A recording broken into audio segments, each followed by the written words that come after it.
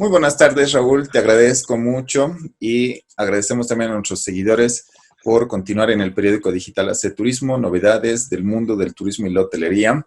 Raúl, presidente de la Cámara Nacional de Operadores de Turismo, te doy la bienvenida y primero queremos iniciar, Raúl, con a lo que habíamos venido, ¿no? Que queremos realizar especialmente contigo, porque yo solito es un poquito complicado, pero queremos estar con los expertos. Realizar un análisis del manual o de los protocolos de bioseguridad que el Estado está proponiendo, que también convenzábamos extracámaras de que todavía no tenemos la seguridad que están aprobados, ¿no? Entonces, no problema, pero podemos hacer un análisis con las observaciones y sugerencias que desde su punto, las deben tener, querido Raúl. ¿Qué tal? Bien, Marco, encantado como siempre de estar en tu programa y tratar de contribuir un poquito con información para que la gente esté un poco y los colegas en particular estén enterados del trabajo que se está realizando y en este caso en particular hablar un poco sobre los protocolos de bioseguridad que definitivamente van a ser muy importantes en el desarrollo de la actividad post-COVID, ¿no? Actividad turística post-COVID. En ese entendido, nosotros, y un poco te comento, y a la audiencia también, es que más o menos hace un mes atrás, aproximadamente a principios de mayo, recibimos la primera propuesta de parte del Viceministerio de Turismo con unos protocolos, digamos un primer borrador de protocolos, ¿no? Para diferentes prestadores de servicios, para las agencias de turismo, para los operadores de turismo, para los guías, para transporte, para los gastrónomos y para hospedaje. Básicamente eran cuatro documentos y nos pasaron a todos los subsectores para que nosotros podamos revisar. Nos dieron como una semana aproximadamente para revisar, analizar y plantear nuestras observaciones. De esa manera sucedió con todos los prestadores de servicios, con los gastrónomos, con los hoteleros, con las agencias, operadores, guías, etc. Entonces, en esa semana todos tuvimos la oportunidad de revisar. En el caso nuestro, como operadores, enviamos estos borradores a nivel nacional, a todos nuestros colegas a nivel nacional y esperamos en un plazo prudente sus observaciones, ¿no? Entonces, creo que todos los subsectores hicieron lo mismo y al cabo de los cuales se hizo un análisis, se tomó en cuenta todas estas sugerencias y se planteó también con una carta al Viceministerio de Turismo cuáles eran nuestras observaciones sobre esos protocolos. Había observaciones había de forma y de fondo, ¿no? Prácticamente. En las observaciones de fondo que tenía Canutur era prácticamente que estos manuales no podían estar juntos como en el caso nuestro. Y como vemos en la pantalla, el título del manual de bioseguridad para el funcionamiento de atención era para operadoras, agencias y guías de turismo. Entonces, esta fue nuestra primera observación al viceministerio y le hemos pedido, como te digo, por escrito, de que no debería ser estos tres prestadores de servicios no deberían estar juntos porque definitivamente cada uno de ellos tiene una actividad diferente. Si bien todos trabajamos en turismo, pero la ley 292 menciona claramente de que cada uno de estos prestadores de servicios tiene una actividad diferente. Quizás donde se pueda coordinar mejor o donde se pueda o se debe coordinar es en la parte de operadores con guías de turismo y transporte turístico. Pero aún así, cada protocolo debería ser independiente y no estar juntos y menos hacer un protocolo para los tres subsectores, ¿no? Entonces, esa era nuestra primera observación. Lamentablemente no han hecho caso de esta observación, que era una de las más importantes desde nuestro punto de vista, y ahora aquí enfrente tenemos ya prácticamente el protocolo de bioseguridad para el funcionamiento y atención de operadoras, agencias y guías de turismo en uno solo. Han mantenido lo que decían en un principio, no han hecho caso a nuestras observaciones, y más adelante veremos lo que justamente sucede y explicar por qué no pueden estar juntas. Entonces, luego, el protocolo en sí tiene bastante información, pero es información general. Prácticamente los 4 protocolos que se han emitido el 27 de mayo, a través de una nota del viceministerio también, hemos recibido estos protocolos que aparentemente están revisados y ya además consensuados con el Ministerio de Salud para su publicación. Yo tengo entendido que el Ministerio de Culturas y Turismo, que estaba hace unos días atrás todavía, tenían que haberlos publicado, validado, firmado prácticamente, faltaba la firma de la ministra, y estos protocolos ya iban a ser presentados a todos públicamente, ¿no? Entonces, no sé en qué habrá quedado esto con el cambio de nuestro viceministerio, de nuestra actividad a otro ministerio. Yo no sé exactamente en qué ha quedado, pero los protocolos están listos. De todas maneras, vamos viendo de que el protocolo tiene información en un principio general. Habla de lo que es el coronavirus, qué tipo de virus es, dónde ha nacido, cómo se ha desarrollado, en qué consiste, cómo ataca al cuerpo, al ser humano, las formas de contagio.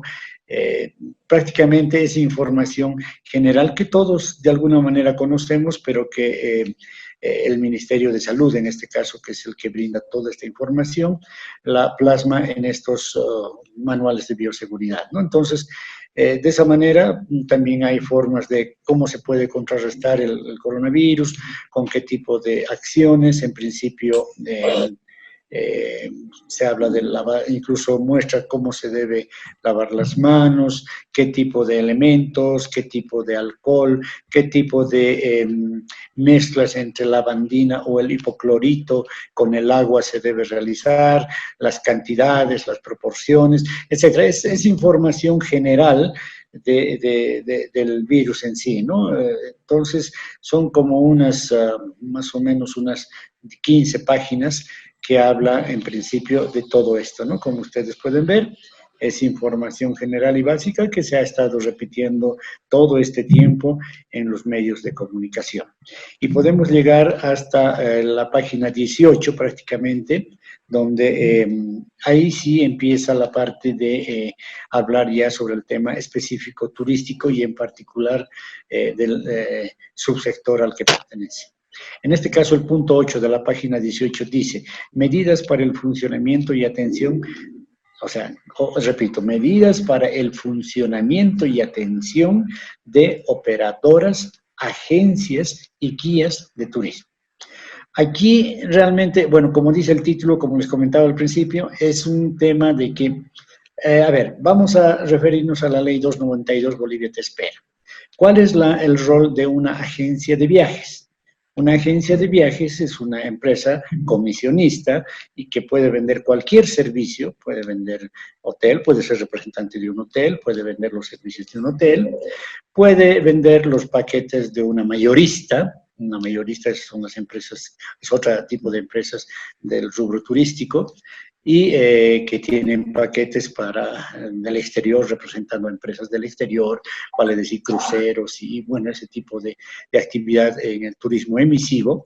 Las agencias pueden vender estos paquetes elaborados por los mayoristas o por las empresas que están en el exterior y que se venden a través de las mayoristas, y las agencias pueden vender al público como una especie de intermediarios, ganando una comisión. Por eso son comisionistas. Pueden vender, reitero, un hotel, pueden ser representantes de un hotel en Bolivia o en cualquier parte del mundo, y van a recibir una comisión por la venta de eso.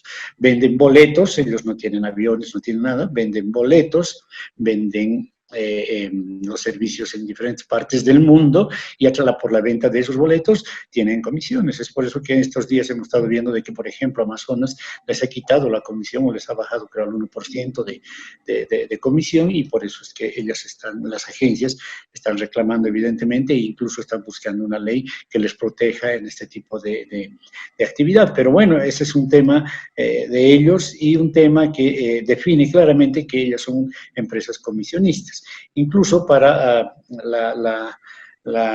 para la ley de impuestos nacionales, ellos figuran como comisionistas, ¿no? Entonces, pueden vender incluso el servicio de transporte de alguna transportadora legalmente establecida, pueden vender y tienen obviamente su comisión, incluso creo que hasta pueden vender los servicios de un guía, ¿no? Y tal vez el guía les pueda dar una comisión, qué sé yo.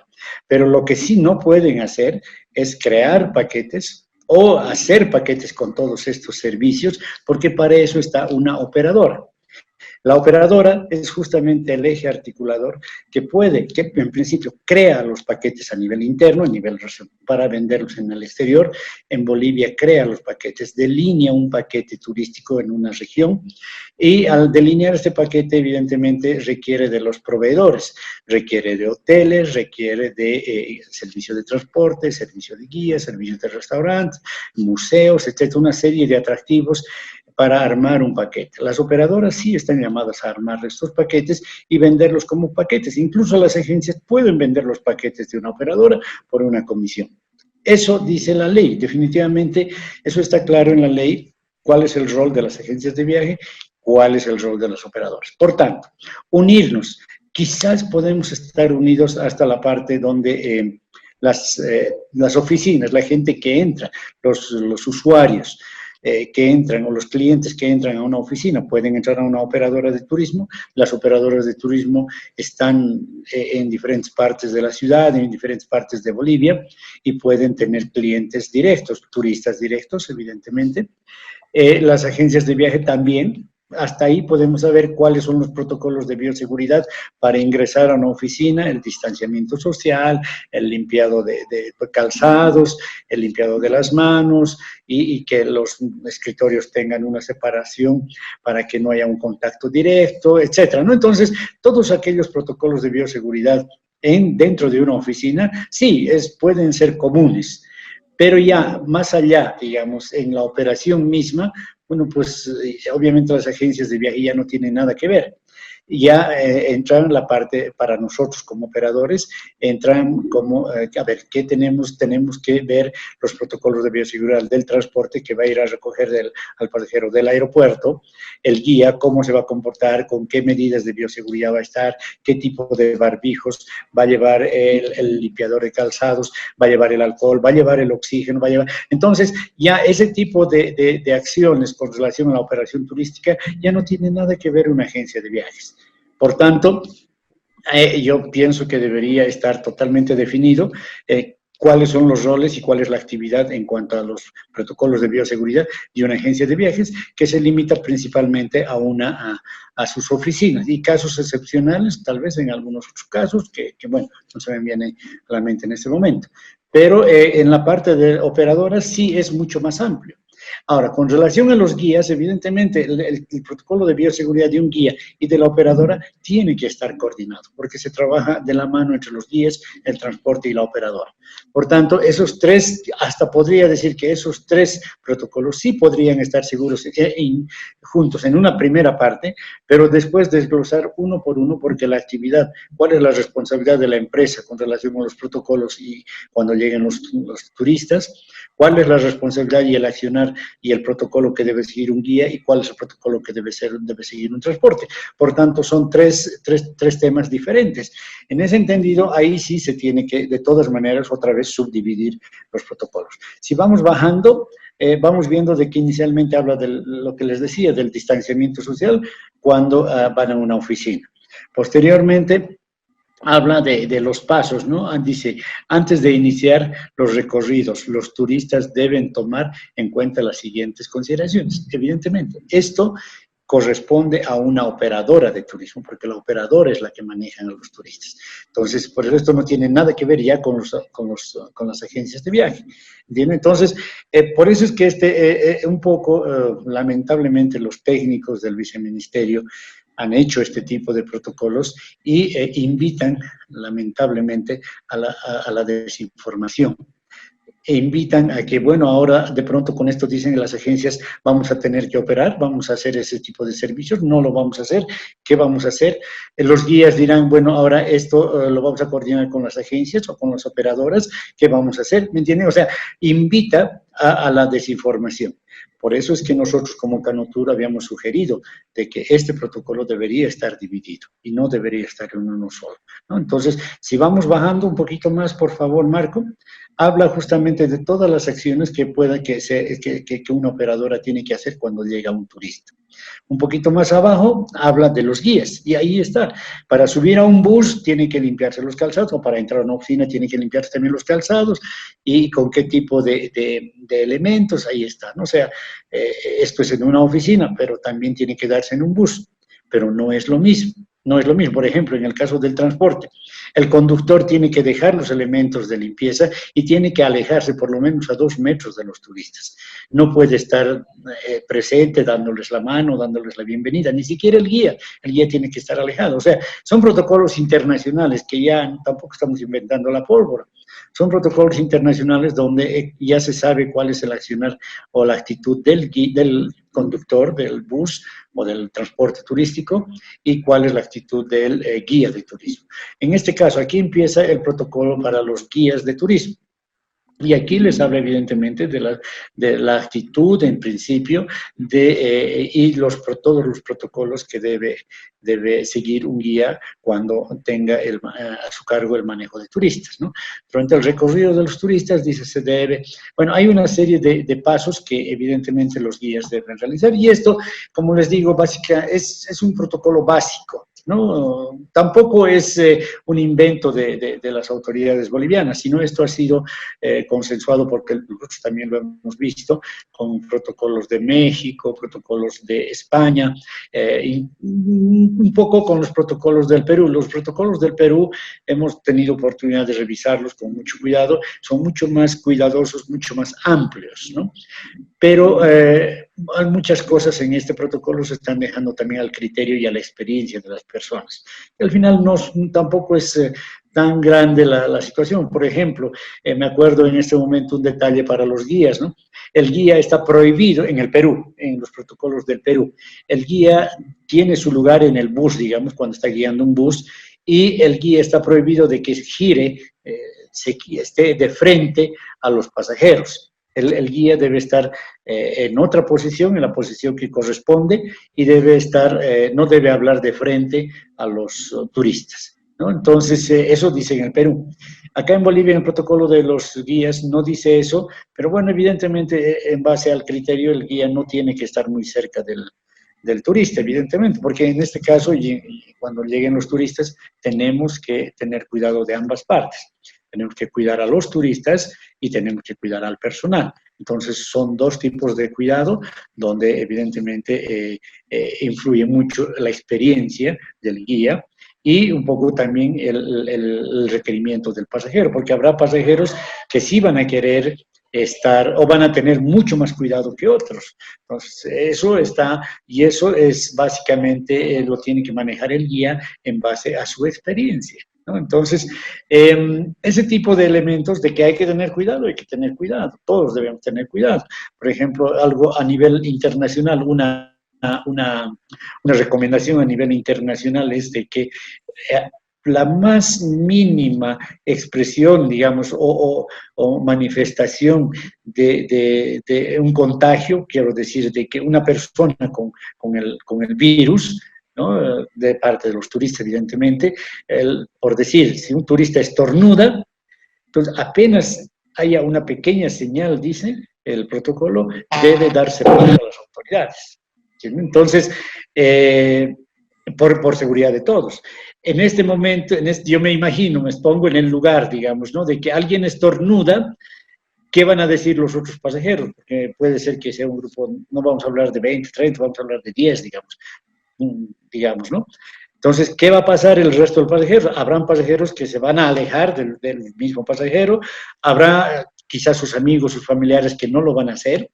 El guía, ¿cuál va a ser la actitud? El guía va a querer reportar, los familiares le van a decir, no, no lo haga, ¿me entiendes? O sea, entonces, por eso es que es tácita la instrucción a nivel internacional. O sea, obviamente el guía tiene que recomendar a un principio, así como se hace el briefing cuando llegan a un país y se les dice, este es el tipo de cambio, la altura y toda esa información básica y general, ahora se tiene que incluir el tema de que en la más mínima, digamos, muestra de un posible contagio o de que los que sean portadores del virus deben dar parte a las autoridades correspondientes para que ellos hagan los escaneos, el tema de la temperatura y si fuera necesario la prueba, ¿no? Porque no nos olvidemos que si hay una persona con el virus, tiene que estar inmediatamente aislada y bajo cuarentena, ¿no es cierto? Entonces, imagínense, es complicado que para un pasajero se quede 14 días en un país teniendo un itinerario. Evidentemente,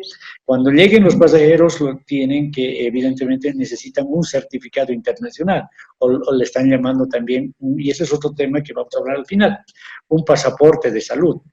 Un pasaporte internacional de salud, que se está hablando mucho en Europa. Ese pasaporte evidentemente se lo va a dar su país al salir de su país, pero también con ese pasaporte obviamente le van a hacer las pruebas rápidas y todo aquello en su país, y van a salir, van a llegar y van a visitar, un ejemplo, 3 países en 15 días, digamos, ¿no? O en 10 días. Pero bueno, en el primer país va a estar cerca al día de la prueba, ¿no? A la prueba inicial. Entonces, quizás no haya problemas, pero el país, por decirles Perú, tiene que tomar las medidas de prevención necesarias y volverle a tomar la temperatura, volver a hacer algunas pruebas para que pase, digamos, y eso lo van a hacer en aeropuerto, evidentemente. Cuando salga del Perú y entre a Bolivia, Bolivia tiene que aplicar su mismo protocolo de control para estas personas, etc. Y si va al Ecuador, lo mismo, tiene que suceder lo mismo. Pero bueno, ese es otro problema que se está discutiendo en este momento y es el hecho de que el pasajero se va a sentir totalmente, digamos, muy perseguido un poco por el tema de los protocolos de bioseguridad en cada país, porque cada país quiere aplicar y cada país lo ve como un potencial, una persona que va a contagiar, un potencial contagio al país donde va a visitar. Entonces los vamos a hacer sentir al turista mal. Se va a sentir mal el turista siguiendo cada vez y en cada 2 o 3 días este tipo de protocolos. Él dirá, si ya me han hecho antes, pero no, aquí no, si usted quiere entrar a Bolivia, tiene que seguir, etc. Se está discutiendo este tema en ese momento a nivel internacional, se están viendo los plazos, se están viendo hasta dónde se puede, por eso es que se está hablando de este pasaporte, que básicamente serviría para no molestar mucho, no incomodar mucho al turista que visita varios países. Entonces, hay varios detalles, pero aquí influye bastante el tema del criterio del guía y de la operadora. Entonces, el guía tiene que estar totalmente atento a esas manifestaciones, tiene que estar totalmente resguardado el conductor y también los pasajeros, ¿no? Para que no haya ningún tipo de contagio. Entonces, es complicado, pero se está trabajando. Nosotros hemos hecho ya los protocolos de bioseguridad en Bolivia, ya los tenemos, tiene sus deficiencias como acabo de mostrarles. Yo creo que ya no van a dividir, a no ser de que haya más presión y tenga que dividirse este protocolo inicial de agencias, operadoras y guías. Quizás sí quede así, pero es bueno aclarar cuáles son los roles de cada prestador de servicio. En ese entendido, esa sería la primera parte, digamos, con relación a los protocolos. No sé, hay una segunda parte que tenemos que hablar de las certificaciones y de los acuerdos y de la estandarización de protocolos. Pero no sé si hasta ahí tú tienes alguna duda, alguna pregunta, querido Marco. Sí, a ver, voy a dejar de compartir un momentito la pantalla. Vamos a aclarar que el documento que hemos mostrado acá, como dice Raúl, están en evaluación, ¿no? Todavía no son los oficiales, porque por ahí alguien me escribía y nos escriban a al periódico digital y me decía, páseme el documento, el protocolo, pero yo les digo que todavía está en evaluación, eso lo aclaramos y ya bien lo decía Raúl, ¿verdad? Lo segundo, hemos entendido bien esta parte donde nos indicas que, en efecto, hemos visto que en el punto 8 del manual de los protocolos, punto 8, y creo que ese es el único punto donde habla de las tres áreas, ¿no? Operadores, agencias de viaje y guías. Entonces, y también todos los que han leído la ley 292, en efecto, hemos estudiado que hay diferentes empresas de viaje y operadores de turismo, ¿no? Entonces, por ejemplo, Raúl, en la ley 292, Bolivia te espera, también dice agencias mayoristas, ¿ya? Entonces, aquí no dice ahí agencias mayoristas. Supongo que tal vez con solo decir agencias de viaje ya se refiere también a las agencias mayoristas. Eso te pregunto. No, la ley dice claramente empresas de turismo, ¿no? Y discrimina a las agencias de viaje, operadoras de turismo, mayoristas y las que realizan eventos, ¿no? Son 4 tipos de empresas. Pero, como te digo, dice en general empresas de turismo. Y ahí está agencias de viaje, operadoras, mayoristas y las empresas que realizan eventos, ¿no? Entonces, son empresas. Se ha englobado, digamos, englobado a este tipo, a estas 4 tipos de empresas que hacen turismo, pero cada uno totalmente diferente a la otra, con diferentes actividades y roles. A los hoteles, por ejemplo, empresas hoteleras, es otro tipo, ¿no? Porque del tema de empresas hoteleras es bastante ampuloso y por eso es que las han sacado en otro acápite, está en otro punto, ¿no? Incluso es otro protocolo, obviamente, ¿no? Luego por ejemplo, ya no son empresas, son guías de turismo, por ejemplo, no, pero no son empresas, por eso está fuera de los reglamentos también, o sea, eso la ley lo menciona, o sea, discrimina absolutamente con un criterio, digamos, de ubicar las cosas cada uno con su cada cual, como se dice, ¿no? O sea, cada uno debe ser con su rol y definido de esta manera. Eso dice la ley, eso está claro en la ley, pero ahora un poquito, yo te digo, como un comentario que está empezando a girar en torno a la actividad, ahora todo el mundo quiere ser operador. Miren, los guías tienen aspiraciones para ser operador. No, y yo también he sido guía. El empiezo de un operador, el inicio de un operador, realmente es el trabajo de un guía. Pero, bueno, pues yo he dejado de ser guía cuando he hecho todos mis trámites, todos mis papeles para ser operador. Y soy operador legalmente constituido en este país. Por tanto, puedo ser guía con mis grupos en mi empresa, pero no puedo seguir oficiando de guía para otras empresas, para otros grupos, no sé. O sea, dentro de mi empresa, sí, yo conozco el trabajo de guía, puedo aplicarlo, puedo hacer, o puedo hablar con un guía, darle mi conocimiento, mi experiencia, no sé, pero dentro de mi empresa. Pero como empresa ya soy operador de turismo. No puedo ser guía y operador, ¿no? O sea, el guía tiene otro rol, o sea, es definitivo. Entonces, los guías, por ejemplo, yo he escuchado las declaraciones de algunos colegas, los llamo colegas porque trabajamos en la actividad turística. Entonces, yo les escuché de que ellos quieren ser operadores en algunas partes del país, con algunos, trabajar de esa manera con algunos atractivos del interior. Pueden hacerlo, o sea, están en todo su derecho, pero conviértanse en operadores, cumplan con las normativas y todas las reglas del juego, y bueno, pues y con gusto pueden hacerlo, y pueden hacer mucho más que eso, ¿no es cierto? En el caso de las agencias también he visto como lamentablemente de un tiempo a esta parte también el trabajo de las agencias está bajando, digamos, el ritmo comercial, y ahora incluso las líneas aéreas les están dando menos de comisión y ese tipo de problemas. Entonces, las agencias de viajes también están con la intención de hacer un trabajo de operadores, ¿no? Y también pueden hacerlo, pueden ampliar su licencia de funcionamiento. Ellos tienen la licencia como agencias de viaje, pueden tranquilamente ampliar, ellos saben cómo se hace y pueden convertirse en operadores. Es más, en este momento hay muchas empresas de turismo que tienen varias licencias de funcionamiento. Tienen la licencia como agencia de viajes, tienen la licencia como operador de turismo, tienen licencia como hoteleros, tienen licencia para transportadores terrestres e incluso lacustres.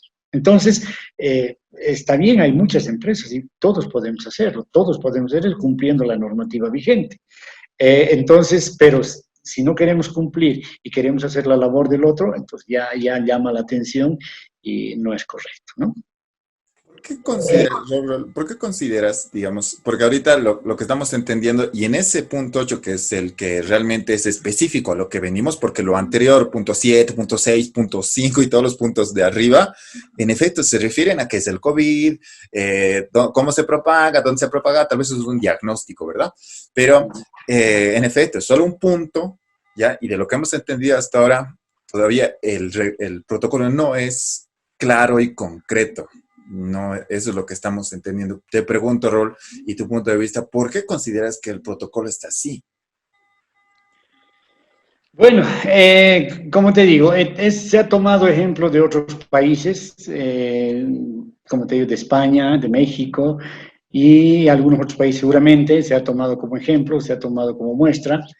Evidentemente los protocolos son básicos, son generales, como ellos mismos lo han dicho, son protocolos generales, pero ahora yo pienso, o sea, que podemos mejorar evidentemente estos protocolos en forma específica. Por eso era que debería ser independiente. Pero bueno, más allá de eso, los operadores, que somos los más interesados en que se cumplan estos protocolos, porque nosotros trabajamos con el turismo receptivo, nosotros somos los que traemos turistas, nosotros ya estamos también en conversaciones con otros países, ¿no? Con los colegas de otros países, operadores de otros países, para estandarizar los protocolos de bioseguridad en nuestra actividad. Esto es súper importante. Nosotros hemos firmado hace poco junto con Septur una carta de intenciones. En realidad estamos siendo parte de un proyecto de unos recursos concursables del BID que apuntan justamente a la estandarización de los protocolos de bioseguridad en 3 países, Perú, Ecuador y Bolivia.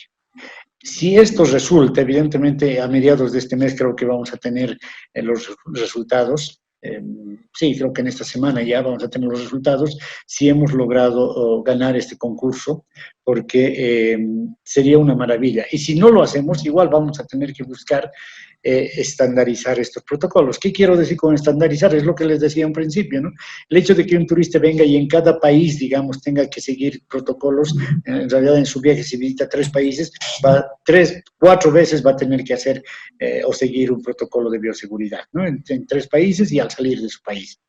Pero si nosotros tenemos y logramos estandarizar estos protocolos, entonces es posible de que solamente en el país que esté al medio o en el país que visite al principio, ¿no?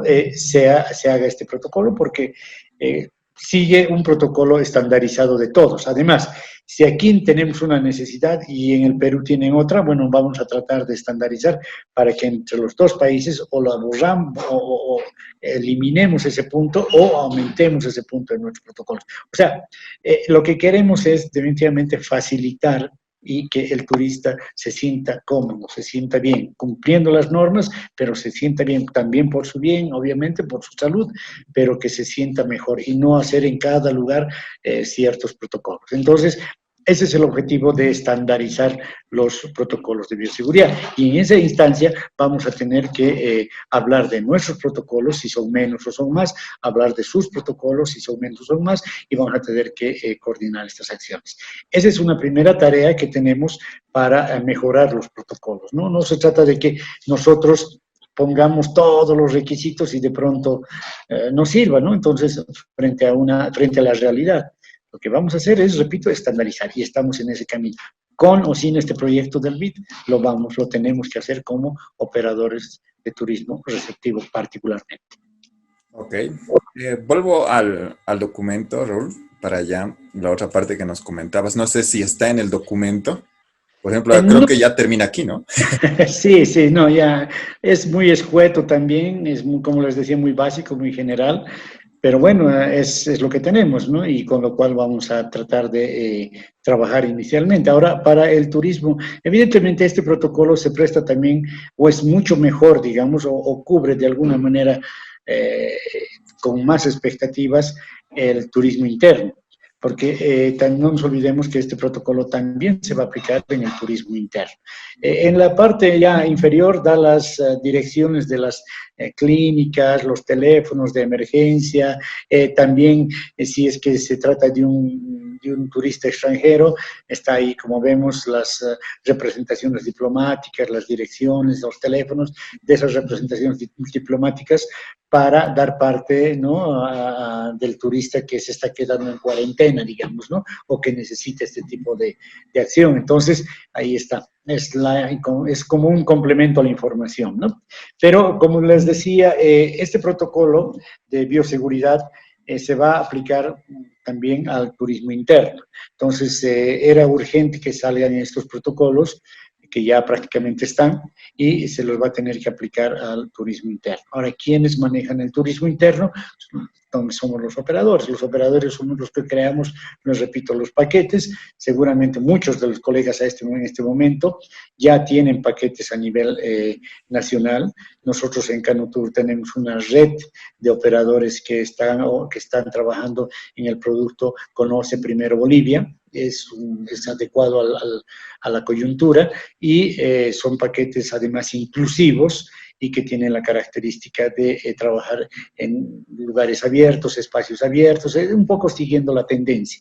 Entonces eso ya está, en cualquier momento se pone en práctica, y obviamente desde este momento en que un poco se pueda viajar a nivel departamental, ¿no es cierto? Porque en este momento todavía no se puede viajar, está restringido. Entonces, en cuanto ya se pueda empezar a viajar a nivel nacional, ya hay algunos vuelos definidos, en este momento todavía no está muy definido, pero en ese momento ya se va a poner en práctica seguramente esta oferta de Conoce Primero Bolivia, porque además es una oferta que está inmersa en el tema del financiamiento, y incluso se está trabajando con un adelanto, les podría decir, con una tarjeta al viajero, ¿no? Una tarjeta de crédito que va a otorgar algún banco, y digamos, los padres de familia, el papá, la mamá de una familia, van a poder acceder a este crédito. Seguramente va a ser muy conveniente para que puedan viajar con la familia, ¿no? Un poco se está trabajando en todo eso para dar esas oportunidades y opciones a los turistas nacionales o al turismo interno. Pero al margen de eso, justamente para ese tipo de oferta, son estos protocolos que ya salieron y que hay que cumplirlos de igual manera, ¿no? Ahora bien, eso dentro del turismo interno, ¿no? Con relación volviendo al tema del turismo receptivo, que es lo que a los operadores particularmente nos interesa de mayor forma, es el hecho de que estos protocolos, incluso estandarizados con otros países, deben tener una certificación. ¿Ya? Las certificaciones inicialmente deben darlas nuestras autoridades, ¿no? La autoridad más competente evidentemente es de salud, y en este caso va a ser el Ministerio de Industria, Comercio, el Ministerio de Desarrollo Productivo. Antes era Industria, Comercio y Turismo, ahora es Desarrollo Productivo, y el Ministerio de Salud, ¿no? Seguramente en coordinación entre los dos ministerios, que son, y el Viceministerio de Turismo también, entonces se tendrá que certificar, ¿no? Y decir, bueno, empresa libre de COVID, digamos, ¿no? O empresa que aplica correctamente los protocolos de bioseguridad. Ese tipo de certificados son súper importantes. Y estos mismos certificados se tienen también que validar a nivel internacional, con organismos internacionales. Tengo entendido que la OMT, por ejemplo, ya tiene un brazo, escuché de que tiene ya un brazo que está trabajando justamente en esto de las certificaciones. Entonces, nada raro que en los próximos días salga una determinación de la OMT o de cualquier organismo internacional que vaya a regir el turismo en el mundo. Entonces, que diga y certifique, sí, evidentemente, este país, inicialmente, este país sí está aplicando en forma correcta los protocolos de bioseguridad. Este país y posteriormente, si podemos acceder como empresa a ese certificado, una maravilla, ¿me entienden? ¿Por qué? Porque es importante. porque cuando nosotros acudamos, como lo hemos hecho por más de 50 años o 60 años en el pasado, a las ferias internacionales, incluso quizás ahora ya no sé, quizás tome más relevancia el tema digital o las conferencias digitales, como ahora lo estamos haciendo, ¿no? Entonces, cuando hay ese tipo de eventos internacionales, Bolivia o alguna empresa presente su certificado, ¿no? Validado por la OMT o por cualquier organismo internacional y diga Bolivia inicialmente está certificado. Puede recibir turistas y se aplican correctamente los protocolos de bioseguridad. Además, los tenemos estandarizados con X país. ¿Entienden? O sea, esa va a ser la carta de presentación de los operadores y de Bolivia en general en el mundo entero. Esa es la única forma que los turistas a nivel internacional van a poder tener seguridad en su viaje. Entonces, ok, además contribuye el hecho de que, por ejemplo, en Uyuni no ha habido casos de COVID. Contribuye, evidentemente. Uyuni ha estado libre del COVID y entonces es un lugar que se puede visitar en primera instancia, por ejemplo, ¿no? Y así sucesivamente, por ejemplo, eso es lo que está aplicando, por ejemplo, el Ecuador con Galápagos. Está manejando el hecho de que vamos a empezar en Galápagos. ¿Por qué? Porque Galápagos no ha sido afectado por el COVID-19. Entonces es el primer lugar donde se va a incursionar en el tema de turismo. Turismo, ellos ya están hablando de turismo internacional, ni siquiera de turismo interno. Entonces, Italia en esta próxima semana ya se está abriendo, incluso está abriendo todas sus rutas, sus caminos, sus museos, etcétera, ya están activando. Entonces, obviamente, como habíamos dicho hace un tiempo atrás, inicialmente será una visita local, después será tal vez un poquito más allá, después entre provincias, después entre departamentos y al final, cuando se abran las fronteras, será a nivel internacional. Es gradual, pero tiene que llegar. Raúl, los protocolos que hemos visto, en efecto, ya todo el mundo lo vio. ¿Ustedes han participado en el desarrollo de estos protocolos? Sí, sí, sí, perdón. Como te decía en un principio, nos dieron una semana para revisarlos, sí los hemos revisado, sí hemos hecho aportes, algunos los han tomado en cuenta.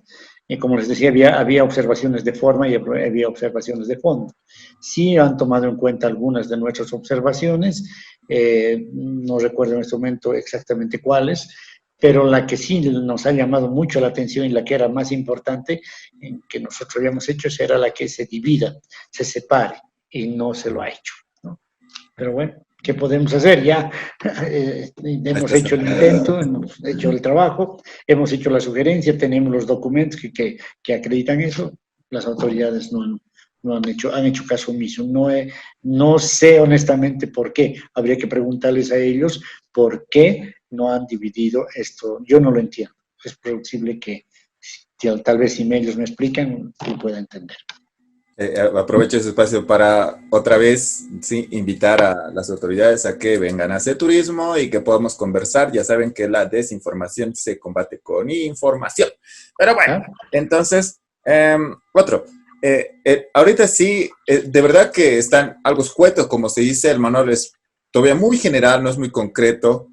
¿Esto obliga, Raúl, a que ustedes hagan también sus propios protocolos o se van a regir a estos?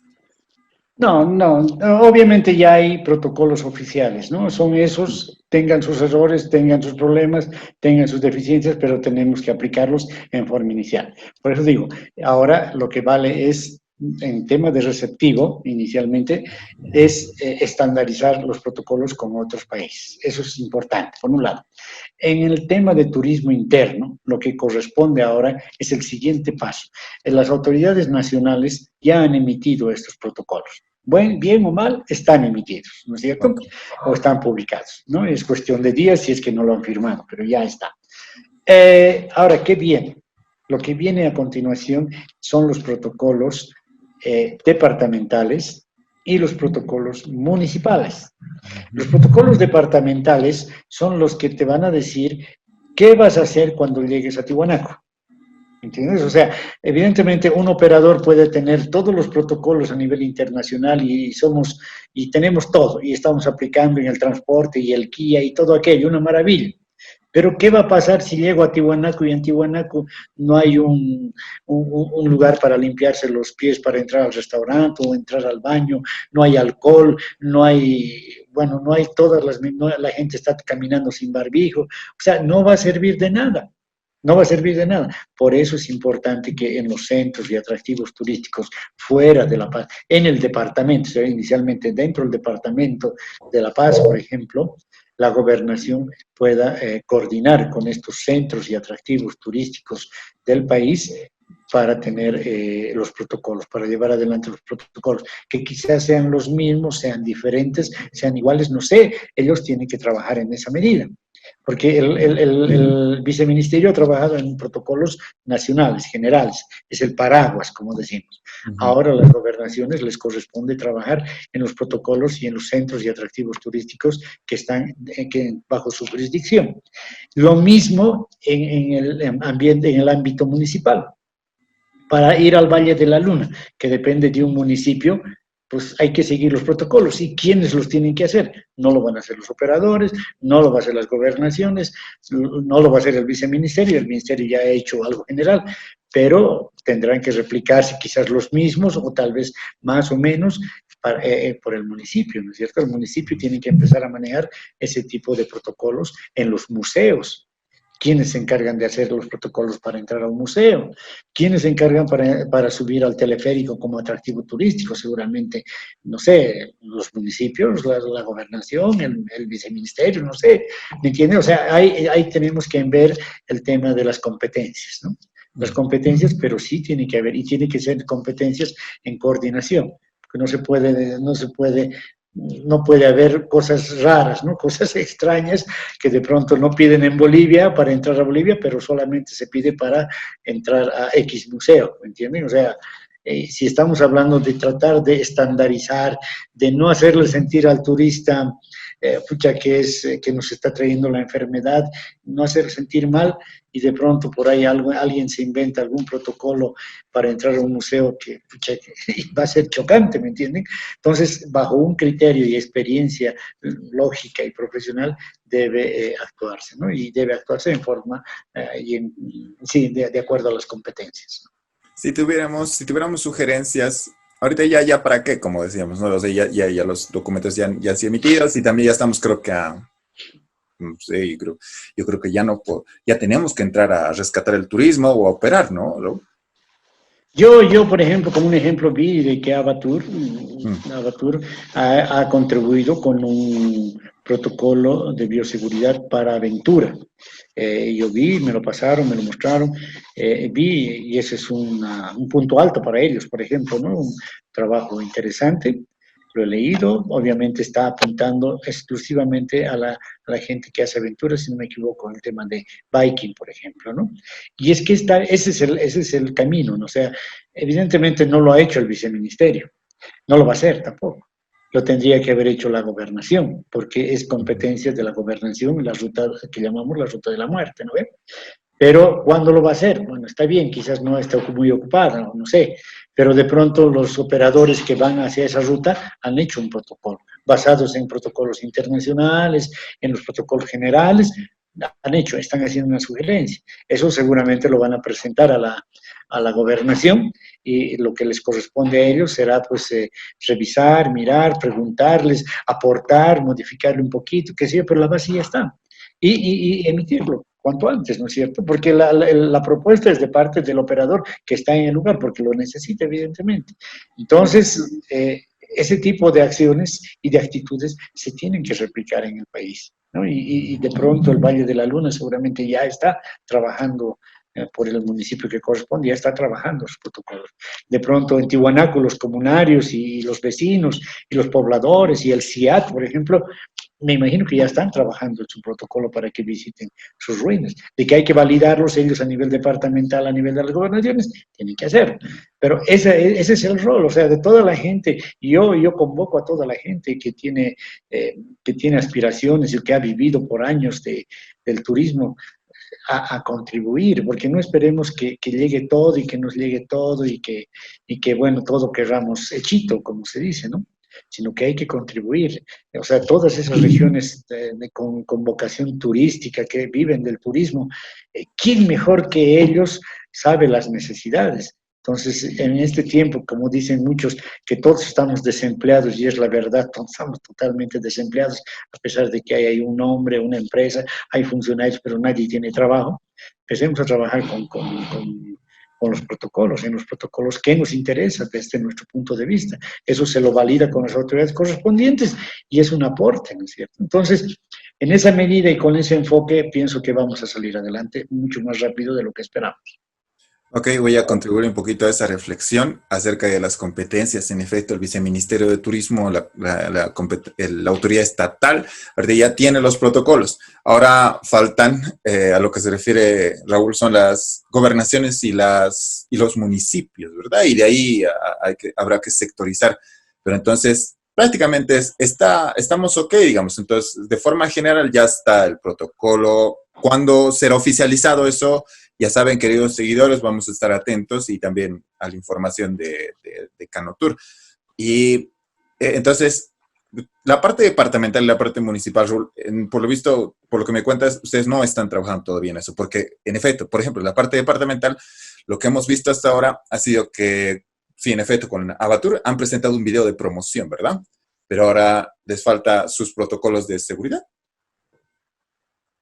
Sí, obviamente hay, por ejemplo, en Canotur nosotros tenemos regionales, ¿no? O sea, Canotur regional, Canotur La Paz, Canotur Santa Cruz, Canotur Tarija, Canotur Cochabamba, etcétera, ¿no? Entonces, esas Canoturs, o sea, los representantes en cada región son los que están en contacto con los municipios y las gobernaciones, ¿no? Ese es el rol de mis colegas que representan a cada región. Pues sabes que yo soy el presidente a nivel nacional, y yo también veo un poco las cosas en general, pero ya los colegas que ven, que son representantes de cada región, son los que tienen que ver estos temas, tienen que trabajar en estos temas, ¿no? Pero no descuidamos, sabemos, estamos informados y tratamos de hacer eso, ¿no? Ok, bueno, entonces ya por la parte final, Raúl, nos comentabas acerca de un pasaporte de salud, de una medida, ya sea como una certificación free COVID, algo así. Ese tipo de medida no está en el protocolo, ¿no? Indica en el protocolo, ¿no? Pero tú no estabas comentando o indica. No, no, no, no, no, no, no. Esta es una iniciativa en Europa, que ha nacido en Europa, ya Ajá. justamente para viajar entre los países de Europa. Ellos han sugerido, han pedido ya que se pueda, lo mismo, estandarizar, digamos, los protocolos, pero para estandarizar ellos necesitan un certificado. ¿Y cuál es el certificado? Ellos le han llamado un pasaporte eh, COVID-free, ¿no?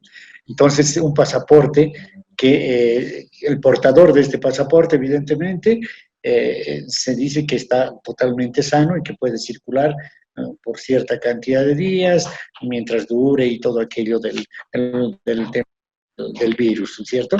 Entonces se está pensando en eso, creo que todavía no hay, pero lo están trabajando. Y si eso se puede extender a Sudamérica, una maravilla, ¿no es cierto?